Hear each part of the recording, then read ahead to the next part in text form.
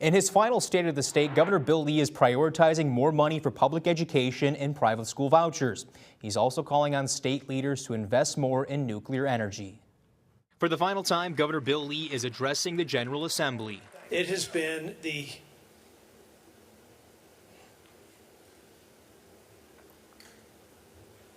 highest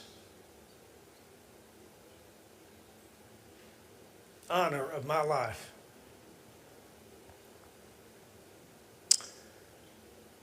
to serve alongside you.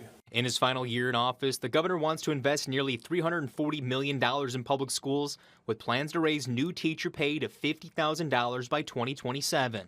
This all comes as he wants to use state dollars for private education, hoping to double the state school voucher program, potentially offering it to 40,000 families. Growing the program would open the door of opportunity for thousands more children statewide. The governor also wants to invest in rural health care. He says thanks to a national grant, the state will get $1 billion over the next 5 years for better health care in these areas. Tennessee must take legislative action to make it easier for medical professionals to practice and easier for rural health care facilities to operate. The governor adding he wants to keep Tennessee as the nuclear leader in the country.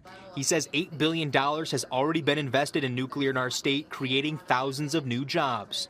He's calling on lawmakers to invest $25 million solely for the Nuclear Energy Fund. They've called Tennessee the original frontier. Now it's time that we are the future frontier as well. The governor saying Tennessee is on track to be the first state to have a small modular reactor that'll help produce electricity. Now that reactor would of course be in Oak Ridge, Tennessee.